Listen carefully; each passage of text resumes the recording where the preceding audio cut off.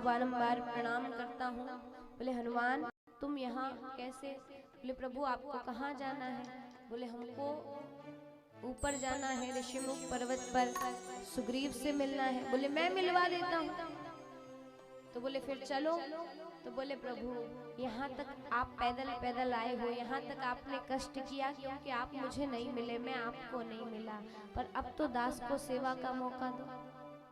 तो बोले ऊपर चलने के लिए फिर कोई व्यवस्था है, कोई गाड़ी वाड़ी? बोले है ना। बोले कौन सी गाड़ी? बोले उड़न खटोला। तुरंत हनुमान जी ने अपना रूप बढ़ाया और कहा एक कंधे पे एक भाई, दूसरे कंधे पे दूसरा भाई, दोनों बैठ जाइए। दोनों बैठे। अब दोनों बैठे तो एकदम बिल्कुल हाथ पकड़ कर और बैठ गए हैं, जैसे सीट बेल्ट लगा लिया हो। अब जा रहे हैं। हनुमान जी कह रहे हैं आनंद नहीं आ रहा, बैठ तो गए हैं पर वो आनंद नहीं आ रहा, अभी आशीर्वाद नहीं मिला है। तो हनुमान जी ने यूं यूं हिलना डुलना शुरू किया। जो ही हिलना डुलना शुरू किया तो दोनों भाइयों के हाथ हनुमान जी के सिर पर। हनुमान जी ने कहा अब आनंद आए। अब जैसे ही गए तो सुग्रीव के पास गए। सुग्रीव डर गया कि ये हनुमान क्या कर रहा है, किसको लेकर आ रहा है, क्या इसको पता नहीं है कि कोई भी वेश बदल कर आ सकता है, हो सकता है ये बाली के दूत हो। हनुमान जी ने कहा सुग्रीव डरने की जरूरत नहीं है, ये तुम्हें मारने नहीं आए हैं, ये तो तुम्हें तारने आए हैं, ये तो तुम्हें बचाने। जैसे ही सुग्रीव को पता चला, सुग्रीव ने भी प्रणाम किया। जैसे ही सुग्रीव ने प्रणाम किया तो भगवान राम जी ने सुग्रीव को मित्र कहकर संबोधित कर दिया।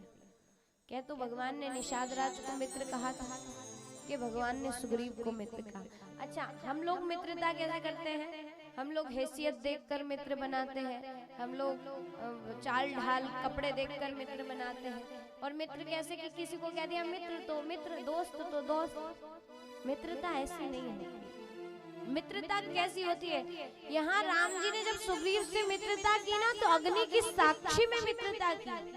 हम अग्नि की साक्षी में केवल फेरे लेते हैं, राम जी ने तो मित्रता भी अग्नि की साक्षी में की। मित्र वो नहीं होता जो सुख में साथ दे, मित्र वो होता है जो सुख में साथ हो या ना हो पर दुख में हर क्षण आपके साथ खड़ा हो, वो सच्चा मित्र।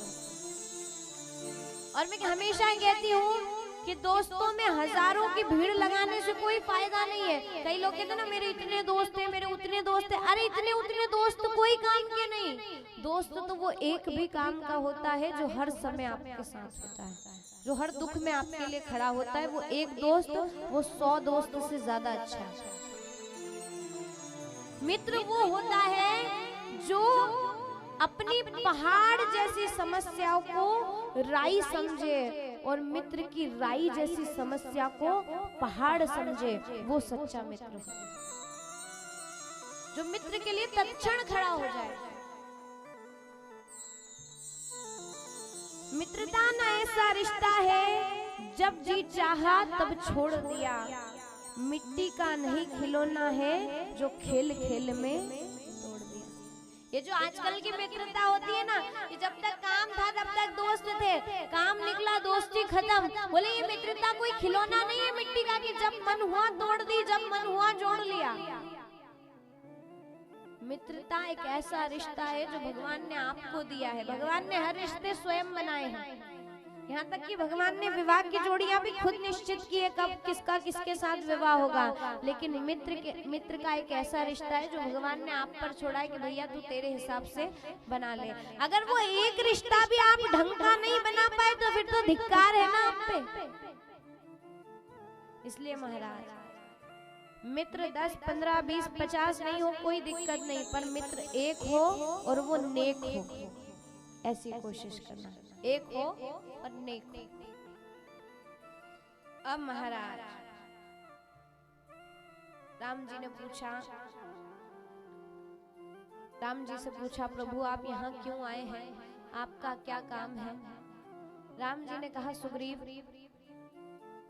पहले मैंने तुम्हें मित्र कहा है तो मेरी समस्या बाद में, पहले तुम्हारी समस्या। अभी मैंने बताया ना कि मित्र वो जो अपनी पहाड़ जैसी समस्या को राई समझे और मित्र की राई जैसी समस्या को पहाड़ समझे और उसको दूर करने का प्रयास करे, वो सच्चा मित्र है। तो कहा कि अब मेरा दुख बाद में, पहले तुम अपना बताओ।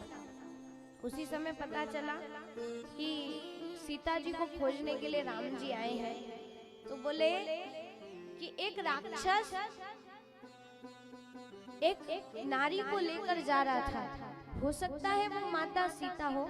तो जब वो लेकर जा रहा था तो उन्होंने कुछ गहने यहाँ पर फेंके।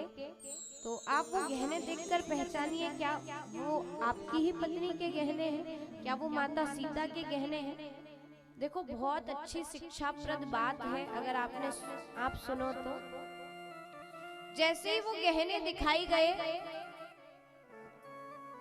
राम जी देखकर पहचान गए कि ये चूड़ामणि सीता की है, ये सीता का है, ये सीता का है। राम जी पहचान गए।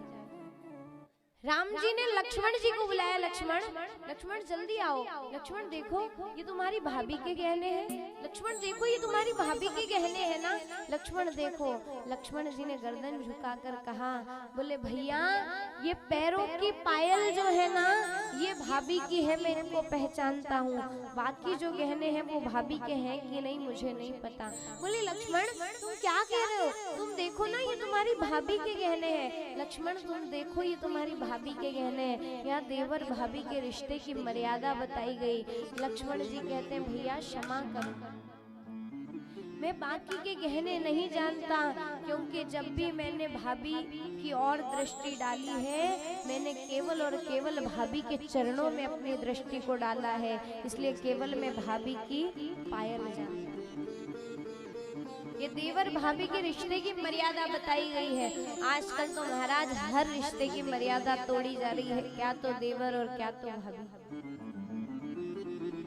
इसीलिए कहते हैं कि राम कथा प्रयोग का ग्रंथ है, अपने जीवन में इसका प्रयोग कीजिए कि देवर कैसा होना चाहिए, भाई कैसा होना चाहिए, पति कैसा होना चाहिए, पुत्र कैसा होना चाहिए, मित्र कैसा होना चाहिए।